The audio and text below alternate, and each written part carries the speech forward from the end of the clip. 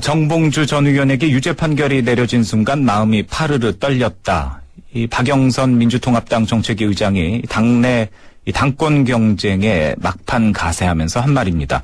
자, 이러면서 MB 정권과 맞서 싸워 이 땅에 정의를 세우는데 미랄이 되겠다. 이런 출사표도 던졌는데요. 자, 이로써 다음 달 15일에 판가름 날 이 민주통합당의 당권 경쟁자 모두 15명이 됐습니다. 박영선 의원의 출마로 이른바 세대 교체론이 힘을 얻게 됐다. 이런 언론의 분석도 있는데요. 오늘은 이 박영선 민주통합당 정책위 의장 연결했습니다. 자, 안녕하십니까? 네, 안녕하세요. 예, 저희 정면 승부하고는 두 번째 인터뷰가 되네요. 그렇습니다. 예. 정봉주 전 의원의 유죄 확정 판결이 아무래도 출마하게 된 결정타였다라고 좀 봐도 되는 겁니까?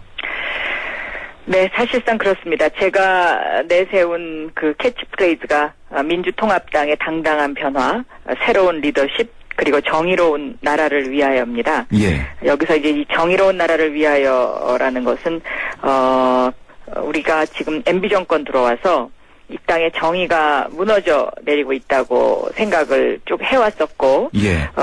이것이 저희가 반드시 집권해서 정의로운 나라를 다시 만들어야 되겠다는 굳은 그 내면의 결심 속에 항상 있었었는데, 예.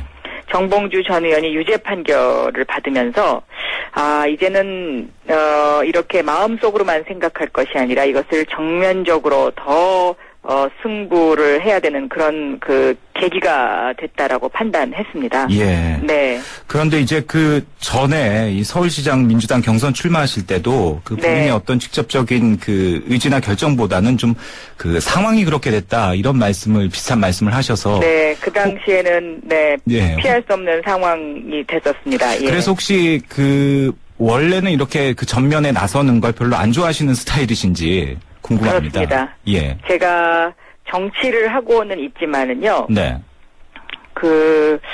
아직 뭐라 그럴까요? 정치인으로서 네. 이런 어떤 당내 선거를 치러본 경험이 지난 서울시장 선거 이후에 이번이 두 번째입니다. 네. 그래서 이런 면에서는 제가 아직 좀 풋내기라고 할까요? 그런 면이 좀 있는데요. 네.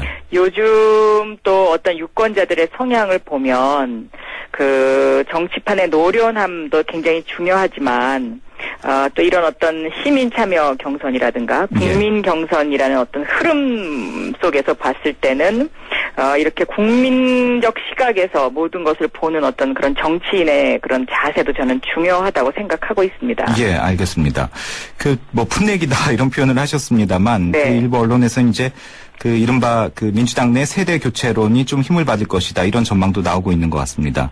그리고 또 이제 새로운 리더십을 기치로 내것이었고요. 네. 그렇다면 여기에서 새로운 리더십, 또 세대 교체, 구체적으로 어떻게 나타날 수 있을까요? 제가 이야기하는 새로운 리더십은요. 네. 그 새로운 가치와 새로운 인물에 관한 이야기입니다. 예. 지금 민주당에게 국민들이 요구하고 있는 것은 MB 정권 이후 지난 4년 동안 어떤 공정사회에 대한 틀이 무너진 것, 그러니까 예를 들면 특권층, 그러니까 이 재벌이라든지 아니면 MB 형님, 예. 또 한나라당의 실세 의원들을 중심으로 한 어떤 이런 그 특권층에 대한 불공정 수사라든가요. 네. 또 이런 어떤 그 친인척 비리에 대해서 그 이권과 관련해서 많은 어떤 그 부를 취득했음에도 불구하고 이것이 제대로 밝혀지지 않고 있는 부분에 대한 것. 예. 이런 데 대한 국민들의 마음적 분노가 상당히 있다고 생각합니다. 예. 그래서 이런 MB 정권과 맞서서 싸울 새로운 강한 리더십을 지금 요구하고 있고요. 네. 이 강한 리더십 속에는 새로운 인물이 필요하다는 그런 욕구도 있다고 분석되어집니다. 예. 그리고 또 한 가지는 재벌 특혜 속에 골목 상권이 지금 다 멍들어가고 있습니다. 예. 이런 어떤 그 재벌 개혁, 서민이 살기 위한 재벌 개혁 욕구가 강하고요. 예. 그리고 또 하나는 공정한 사회를 위해서 공정한 수사라는 것은 기본이 돼야 되는데, 네.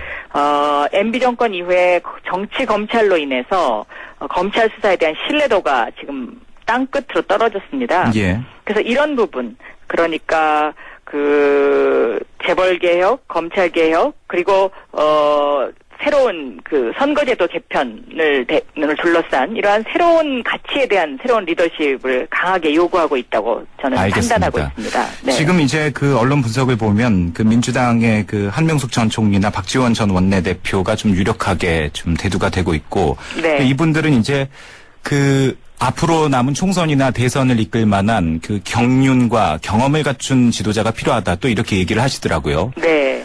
그 경륜이 중요하다고 보세요? 아니면 민주당의 지금 그 세대 교체가 필요하다고 생각하세요? 지도부에? 저는 두 가지가 다 중요하다고 생각합니다. 그 경륜과 새로운 리더십이 적당한 조화를 이룰 때 그것이 저는 통합된 새로운 민주통합당으로서의 국민들에게 안정감이 있으면서 새로운 그런 어떤 새로움을 줄 수 있는 당으로서 매우 중요한 것이라고 저는 보고 있습니다. 예.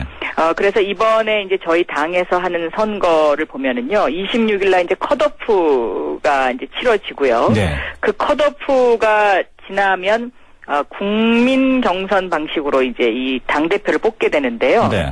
이것은 다시 말하면 지금까지는 민주당이라는 것이 당원들 중심의 당이었다면 네. 이제는 국민들 중심의 당으로 확대된다는 것을 의미하고요. 예. 최초의 모바일 선거도 실시될 예정으로 있습니다. 네. 네. 그런데요, 이거 그 민주당 그 당권 주자분들 나올 때마다 이런 질문들 많이 받아서 어떻게 보면 구태의연하다라고 받아들이실지 모르겠습니다만, 네. 또 저도 그 비슷한 질문을 안 할 수 없을 것 같습니다. 많은 분들이 이게 그 면면을 보면 그 과거에 도로 열린우리당 아니냐. 그러니까 과거에 그 지난 정권에 10년 동안에 다 하셨던 분들인데 네. 뭘로 민주당이 그 국민들이 받아들이기에 새롭다. 이렇게 볼 수 있을 것이냐. 그런 지적을 피하기 위해서 예. 그러니까 그런 지적이 있어 왔기 때문에 저에게 강하게 출마하라고 권유하는 사람들이 많았습니다. 그러니까 제가 이제 그 어떤 그 열린우리당이라는 도로 열린우리당이라는 그 네. 열린우리당에서 혜택받은 그런 사람도 아니고요. 네. 또 지난 4년 동안 민주당의 정체성을 뿌리 깊게 지켜왔다는 점에서요. 네. 그 양쪽의 색깔을 다 가지고 있다는 점에서 저에게 출마를 권유했던 사람들이 굉장히 많이 있었습니다. 예. 네. 알겠습니다. 그리고 이제 그 앞서서 제가 이제 세대 교체론 이야기를 계속했는데 네. 이인영 최고위원도 그 출마를 하셨고요. 당내 네. 이제 그 이른바 486 세대 다른 경쟁자들도 있거든요. 네. 그 경쟁자들과 비교했을 때 그 박영선 의원께서는 그 어떤 부분에서 좀 우위를 차지한다고 보세요? 저는 정치를 시작하면서 지금까지 특권층과 맞서왔습니다. 17대 국회 때는 우리나라의 재벌의 특혜 부분에 대한 것을 싸워왔고요. 영세상인과 중소기업들을 위해서. 그리고 18대 국회에서는 공정한 수사를 위한 검찰 개혁을 부르짖어 왔습니다. 네. 그래서 제가 지금까지 정치인으로서 했던 일은 바로 이런 기득권층에 대한 기득권층이 누리는 것들을 서민과 동등하게 기회균등하게 나눠줄 수 있도록 하는 그런 그 목적을 가지고 제가 지금까지 쭉 정치를 해왔던 점이 네. 가장 그 차이점이라고 할 수가 있겠습니다. 알겠습니다. 네. 자, 그리고 이제 그 뭐 정봉주 전 의원의 그 형 확정 판결 이 얘기는 뭐 안 할 수 없을 것 같습니다. 박영선 네. 의원하고. 그런데 이제 그 한쪽에서는 이제 그 이번 건을 통해서 BBK 이른바 사건에 대한 그 어떤 의혹이 다시 좀 그 전면에 등장하지 않겠느냐 뭐 이런 얘기도 나오고 있고요. 네. 뭐 그 법원에서 이미 법리적인 판단을 내린 것이다 이런 의견도 나오고 있는데 네. 박영선 의원께서는 어떻게 생각하세요? 저는 일단 이번 대법원의 어떤 그런 판결의 시기와 관련해서는 납득하지 못하는 부분이 많이 있다고 생각합니다. 예. 지금까지 3년 동안 대법원이 이 부분을 이제 유예시켜 왔었는데요. 네. BBK와 관련된 이 정부 들어와서 기소된 사람들도 지금 다 사면된 그런 상태입니다.